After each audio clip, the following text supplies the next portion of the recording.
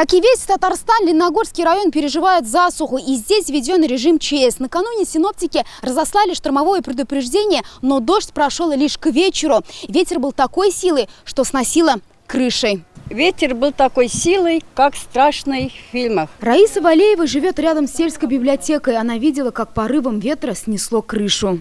Закрыть окошки на кухне. Пошла к окошке закрыть. Смотрю, летают прям настилой с крышей. Страшно даже испугалась. Я думаю, не дай бог, свою крышу хоть не снес бы. К счастью, рядом в тот момент никого не было. Частные подворья тоже не пострадали. Снесло часть крыши здания, где находились клуб, почта, медпункт, сельсовет и библиотека. Собрали книги, чтобы спасти нашу сельскую библиотеку. Библиотека находилась на втором этаже, где сорвало крышу. С потолка лилась вода. Книжный фонд спасали всем селом. То, что мог, то принесли и накрыли книги. Все быстро организовали, и вот таким способом книжки наши не пострадали. Почта, медпункт и сельсовет в настоящее время работает, потому что эта сторона не пострадала.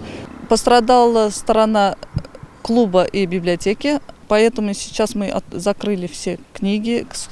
Насколько возможно, мы все убрали.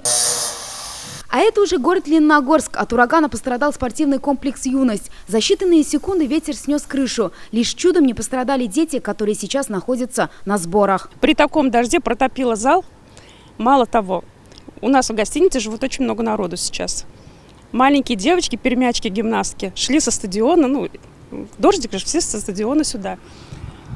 И при них сорвало эту крышу. Крышу спортивного комплекса перекрывали в 2015 году, а в селе Сугушлы годом позже.